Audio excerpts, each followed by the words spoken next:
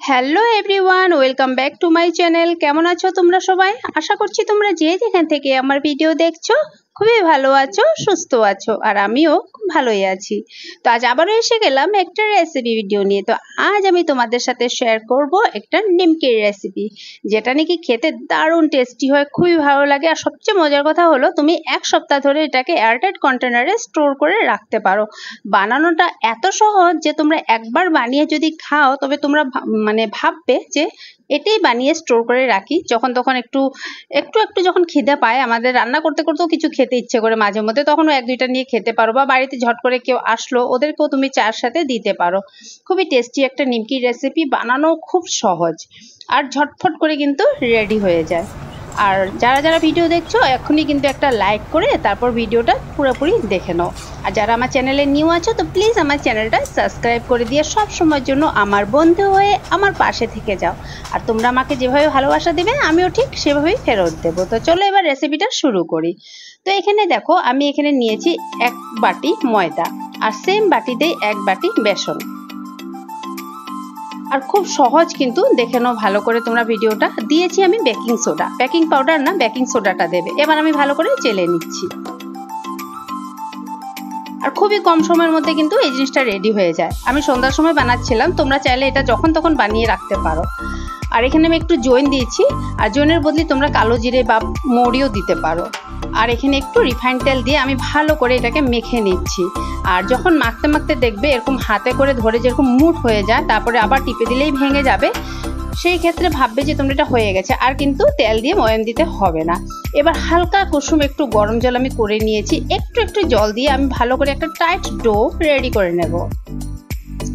একবারে কিন্তু জল দিয়ে দেবে না, একদম অল্প অল্প অল্প অল্প করে জলটা দিয়ে আমি এবার দেখো আটাটা ভালো করে মেখে নিচ্ছি। আটা না, সরি, ময়দা আর বেসনটা ভালো করে মেখে নিয়েছি। এবার একটু জল দিয়ে ভালো করে উপরটার মধ্যে একটু জল ছিটিয়ে দিয়ে একবার পাতলা একটা কাপড় দিয়ে সাইডে আমি ঢেকে রেখে দেব। এবার একটা বাটিতে আমি আবারও 1 চামচ ময়দা নিয়েছি আর একটু রিফাইন তেল দিয়ে একটা ব্যাটার করে রেখে দিচ্ছি। যদি তোমরা ঘি ব্যবহার করো না, এই রিফাইন তেলের পরিবর্তে ঘিটাও ইউজ করতে পারো, কিন্তু আমি অত বেশি ঘি পছন্দ করি না আর খাইও না। আর সত্যি কথা বলতে গেলে অনেক কম, অনেক কমই আনা হয়। 6-7 মাস পরে যদি কিছু মনে হলো কিছু বানাবো, তখনই ওই ডালডা ঘিটা আনা হয়, না হয় আমি সবসময় রিফাইন তেলটাই ব্যবহার করি।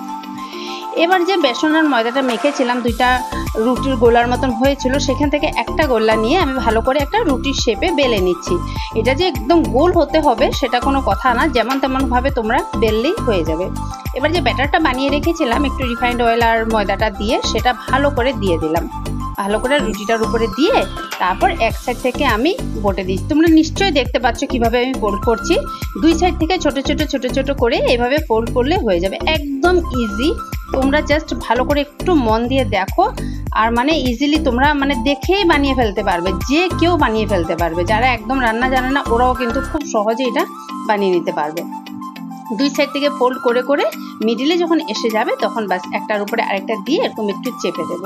চেপে দিয়ে ভালো করে তারপর বেলনিটা দিয়ে আবারও হালকা হাতে একটু বেলে নেব। তো আমার এখানে বেলনিটা একটু ছোট হয়ে গেছে, তো আমি এই নিমকিটা একটু লম্বা হয়ে গেছে, তো মাঝখানে কেটে তারপর তোমরা এরকম করতে পারো। সবার ঘরে বেলনি সাইজ মোটামুটি এরকমই থাকে, তো মাঝামাঝি কেটে তারপর এরকম করে হালকা হাতে একটু বেলে নেবে। একদম পাতলা করবে না, একটু যাতে মোটা মোটা থাকে।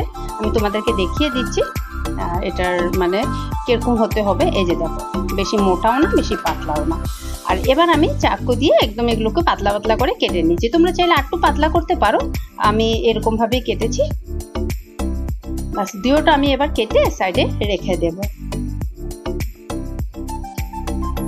আর সেম প্রসেসে আরেকটা যে গোল্লা ছিল, আটার গোল্লা ছিল, সেটাও আমি বেলে এরকম করে নেব, বানিয়ে নেব।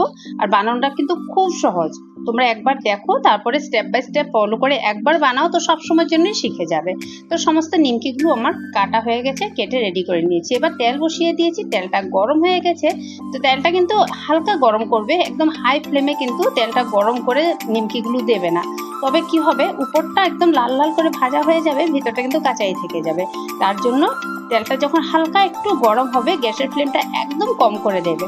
তারপর আস্তে আস্তে করে এটাকে ভাজবে, দেখবে খুব সহজে খুব সুন্দরভাবে একদম ভাজা হয়ে যাবে।